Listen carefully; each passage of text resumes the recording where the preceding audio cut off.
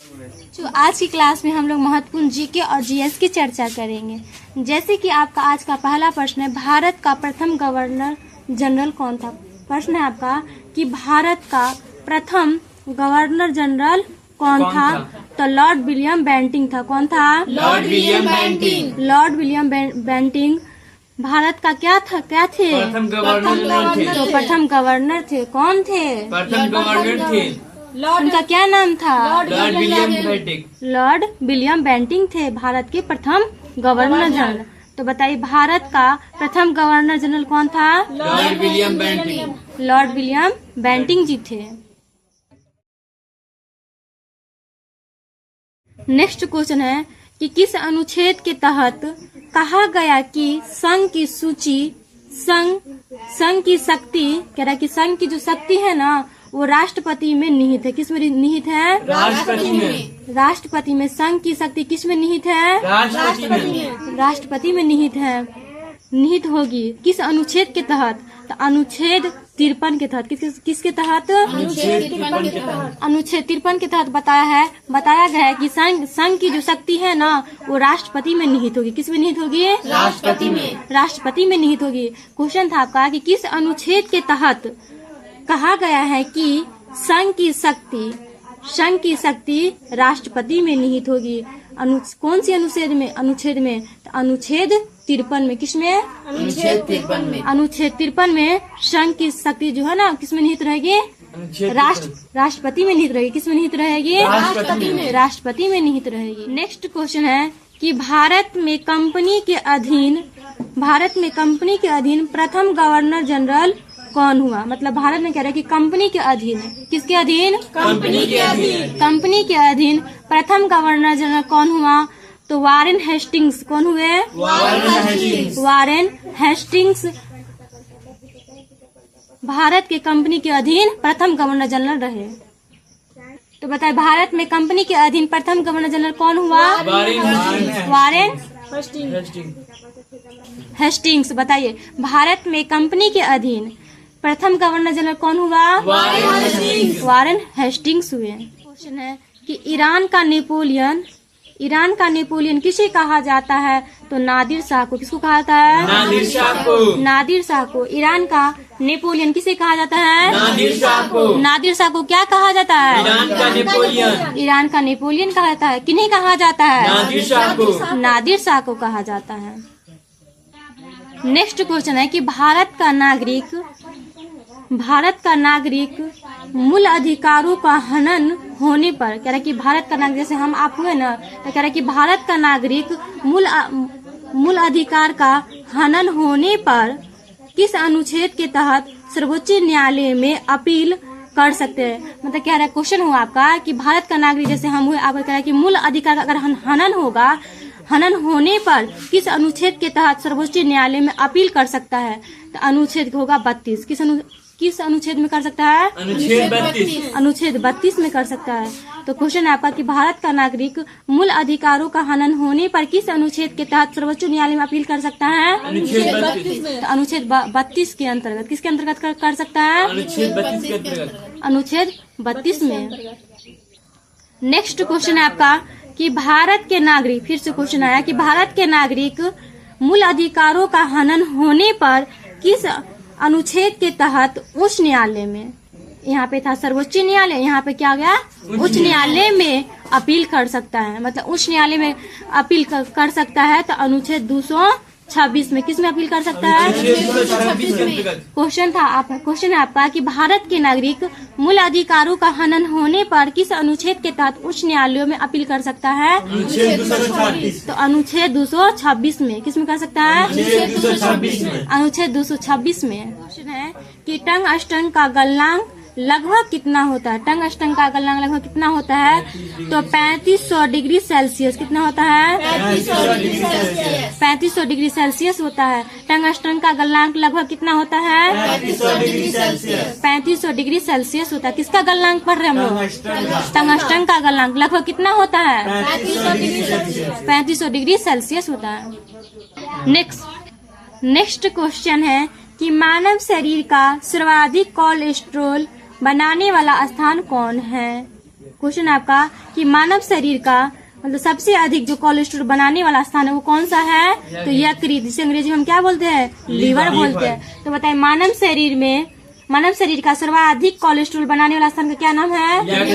यकृत नाम है। क्वेश्चन है कि राष्ट्रपति आपात के समय किस अनुच्छेद में दी गई कि स्वतंत्रता समाप्त हो जाएगी? कह रहा है कि राष्ट्रीय आपात के समय किस अनुच्छेद में, मतलब क्या ऐसा कौन सी अनुच्छेद में बताया गया है कि स्वतंत्रता समाप्त हो जाएगी? क्या समाप्त हो जाएगी? स्वतंत्रता समाप्त हो जाएगी। ऐसा कौन सी अनुच्छेद में बताया गया है? तो अनुच्छेद 19 में बताया। किसे बताया गया है? अनुच्छेद 19 में क्या बताया गया है? कि स्वतंत्रता समाप्त हो जाएगी। तो क्वेश्चन था आपका कि राष्ट्रीय आपात के समय किस अनुच्छेद में दी गई कि स्वतंत्रता क्या हो जाएगा? समाप्त हो जाएगा। तो कौन सी अनुच्छेद में समाप्त हो जाएगा स्वतंत्रता? 19 में। किस में समाप्त हो जाएगा? 19 बताइए। किस अनुच्छेद में बताया गया कि स्वतंत्रता समाप्त हो जाएगी? 19 में। अनुच्छेद 19 में बताया gया कि स्वतंत्रता समाप्त हो जाएगी। नेक्स्ट क्वेश्चन है कि NATO नोटो की स्थापना कब हुई थी? यानी कि नोटो की स्थापना कब हुई थी? तो 4 अप्रैल 1949 ईस्वी को कब हुई थी? 4 अप्रैल 1949 ईस्वी को। नोटो की स्थापना कब हुई थी? 4 अप्रैल 1949 ईस्वी को। 4 अप्रैल 1949 ईस्वी को नोटो की स्थापना हुई थी। नेक्स्ट क्वेश्चन है कि देश का पहला विद्युत संयंत्र की स्थापना कब हुई? तो 1969 ईस्वी में। कब हुई? 1969 देश का पहला विद्युत संयंत्र की स्थापना कब हुई? 1969 ईस्वी में देश का पहला विद्युत संयंत्र की स्थापना हुई। क्वेश्चन है कि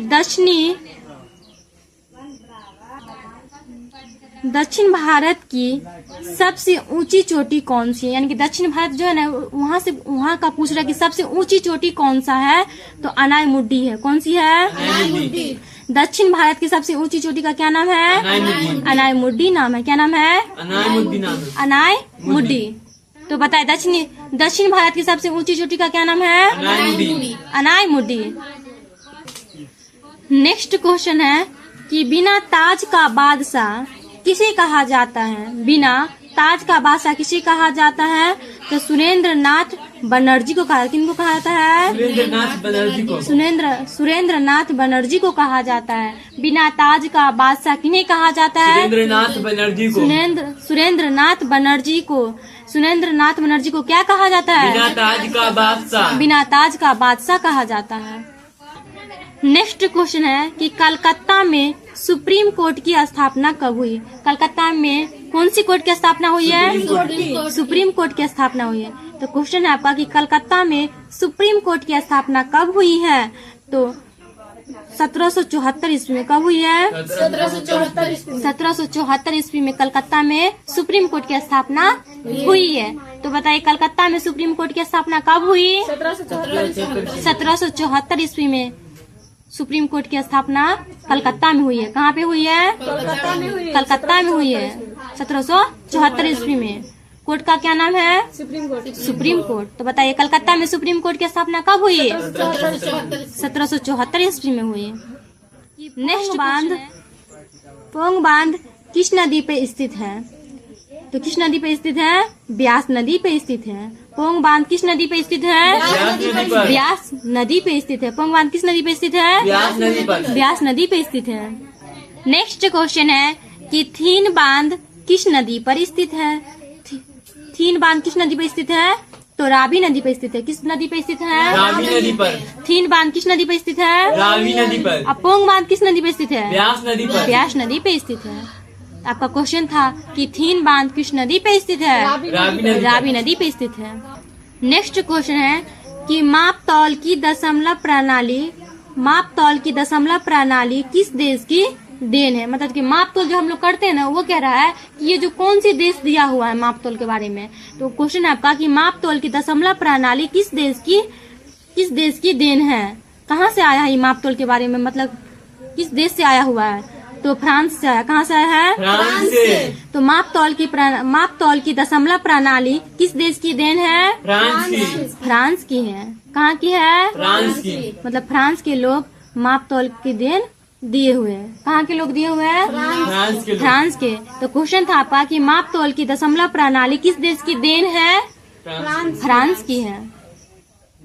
तो बताइए माप तौल की दशमलव प्रणाली किस देश की देन है? फ्रांस की। फ्रांस की देन है। नेक्स्ट क्वेश्चन है कि विश्व में सर्वप्रथम आर्थिक नियोजन की शुरुआत किस देश से की गई? मतलब आर्थिक नियोजन की शुरुआत हुई ना, वो कह रहा है कि किस देश से की गई, कहाँ से स्टार्ट हुआ? तो सोवियत रूस से स्टार्ट हुआ। कहाँ से स्टार्ट हुआ? सोवियत रूस से। सोवियत रूस से आर्थिक नियोजन की शुरुआत हुई। कहाँ से शुरू हुई है? सोवियत रूस से। सोवियत रूस से। रूस से क्या चीज की शुरुआत हुई है? आर्थिक नियोजन की। आर्थिक नियोजन की शुरुआत हुई है। तो क्वेश्चन था आपका कि विश्व में सबसे पहले आर्थिक नियोजन की शुरुआत किस देश से की गई? तो कहाँ से की गई है? सोवियत रूस से। सोवियत रूस से शुरू किया। कहाँ से शुरू किया गया है? सोवियत रूस से। सोवियत रूस से आर्थिक नियोजन की शुरुआत किया गया है। सोवियत रूस एक देश है। सोवियत रूस क्या है? एक देश है। एक देश है। नेक्स्ट क्वेश्चन है कि प्रथम वित्त आयोग का गठन कब किया गया? प्रथम वित्त आयोग का गठन कब किया गया? तो 1951 ईस्वी में। कब किया गया? 1951 ईस्वी में किया गया। क्वेश्चन था आपका कि प्रथम वित्त आयोग का गठन कब किया गया? तो 1951 ईस्वी में। कब किया गया है? 1951 ईस्वी में किया गया। नेक्स्ट क्वेश्चन है कि रिजर्व बैंक कब से नोट निर्गमन का कार्य कर रहा है?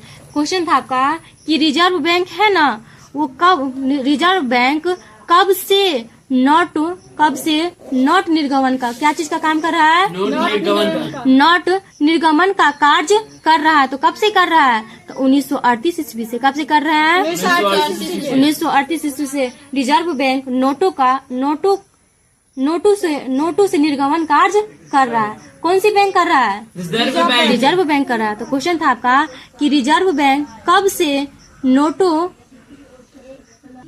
तो बताइए नोट निर्गमन कार्य कब से कर रहा है?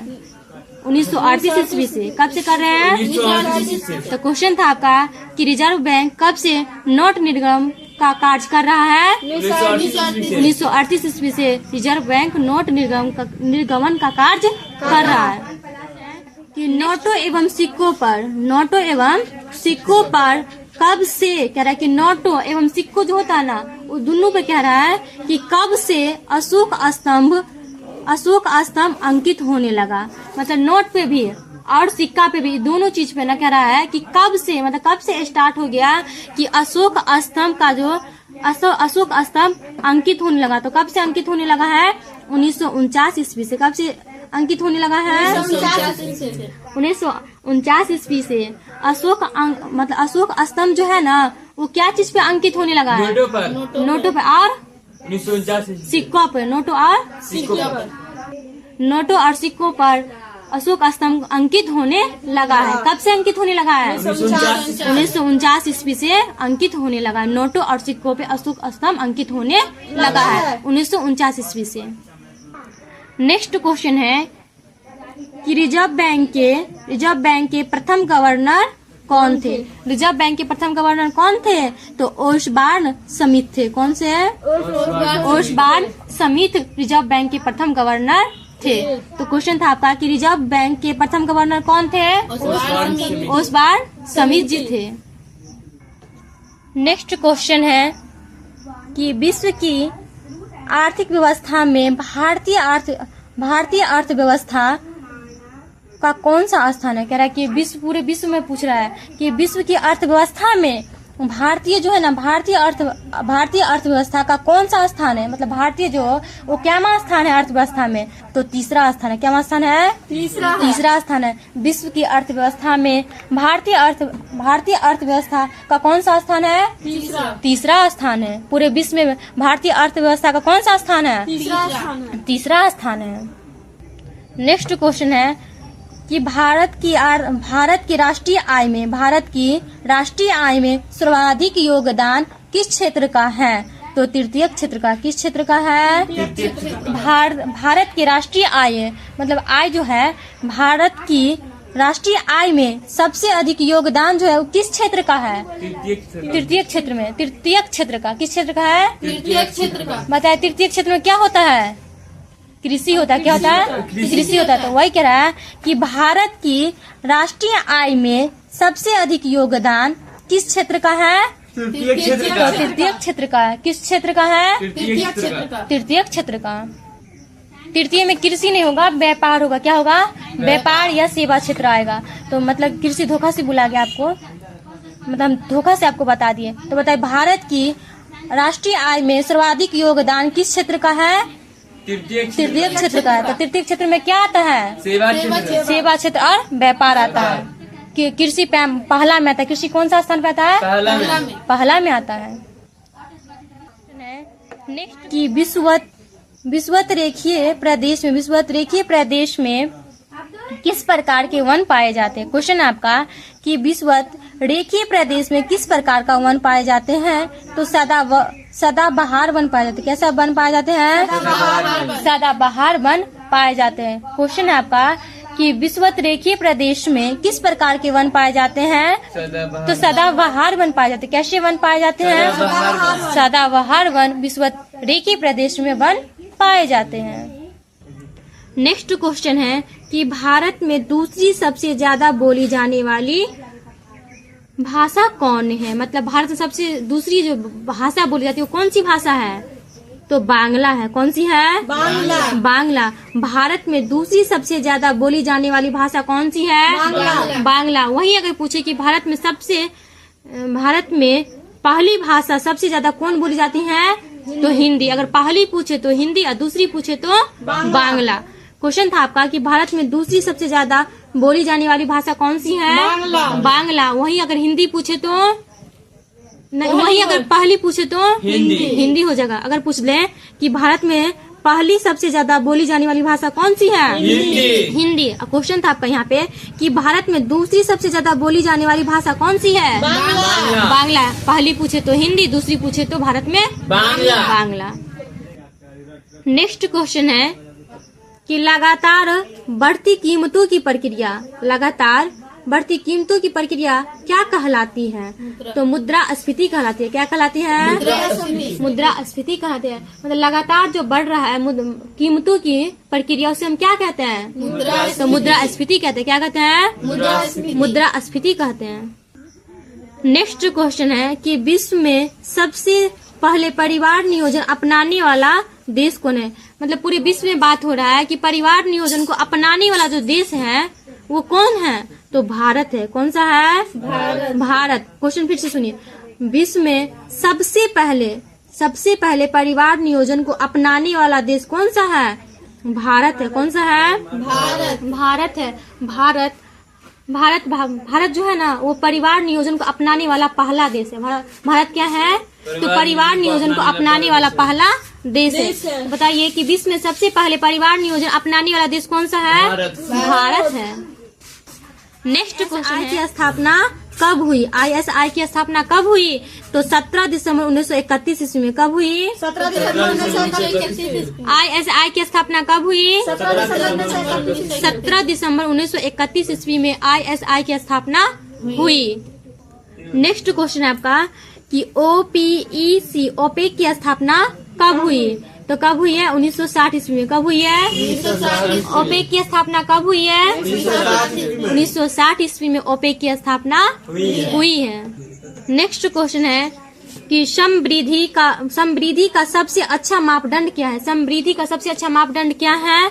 तो औसत प्रति व्यक्ति आय। क्या है? औसत प्रति व्यक्ति आय। मतलब समृद्धि का सबसे अच्छा मापदंड क्या है? औसत प्रति व्यक्ति आय। तो बताइए समृद्धि का सबसे अच्छा मापदंड क्या है? औसत प्रति व्यक्ति आय। औसत प्रति व्यक्ति आय। तो बताइए समृद्धि का सबसे अच्छा मापदंड क्या है? ठीक है। नेक्स्ट क्वेश्चन है कि आगरा के जामा मस्जिद का निर्माण किसने किया था? आगरा के जामा मस्जिद का निर्माण किसने किया था? तो जहां आरा ने किए थे। किसने किए थे? आगरा के जामा मस्जिद का निर्माण किसने किए थे? जहां आरा ने आगरा की जामा मस्जिद का निर्माण किए हुए थे। तो बताए आगरा के जामा मस्जिद का निर्माण किसने किए थे? जहां आरा ने। नेक्स्ट क्वेश्चन है, बोर्ड ऑफ रेवेन्यू की स्थापना, बोर्ड ऑफ रेवेन्यू की स्थापना किस काल में हुई थी? तो वारेन हेस्टिंग्स के काल में। किसके काल में हुई थी? वारेन हेस्टिंग्स के काल में। क्वेश्चन है आपका कि बोर्ड ऑफ रेवेन्यू की स्थापना किस काल में हुई थी, मतलब किनके काल में हुई थी? किसके काल में, यानी कि किनके काल में हुई थी? तो वारेन हेस्टिंग्स के काल में। किनके काल में हुई थी? वारेन हेस्टिंग्स के काल में। क्वेश्चन क्या था आपका कि बोर्ड ऑफ रेवेन्यू की स्थापना किसके काल में हुई थी? वारेन हेस्टिंग्स के काल में। तो वारेन हेस्टिंग्स के काल में बोर्ड ऑफ रेवेन्यू की स्थापना हुई थी। नेक्स्ट क्वेश्चन है कि भारत में सबसे अधिक ईसाइयों की आबादी, भारत में ना सबसे अधिक ईसाइयों की आबादी कहाँ पे है? मतलब ईसाई जो है ना वहाँ पे इनकी आबादी सबसे अधिक कहाँ पे है? तो नागालैंड में। कहाँ पे है? नागालैंड में। भारत में सबसे अधिक ईसाइयों की आबादी कहाँ पे है? नागालैंड में है। नेक्स्ट क्वेश्चन है कि पीर पराई जाने रे, पीर पराई जाने रे के रचयिता कौन है? तो नरसिंह मेहता जी है। कौन है? नरसिंह मेहता जी। पीर पराई जाने रे के रचयिता कौन है? नरसिंह मेहता जी। नरसिंह मेहता। नेक्स्ट क्वेश्चन है कि लोटस टेम्पल किस धर्म से संबंधित है? तो बहाई धर्म से। किस धर्म से संबंधित है? लोटस टेम्पल किस धर्म से संबंधित है? बहाई धर्म से संबंधित है।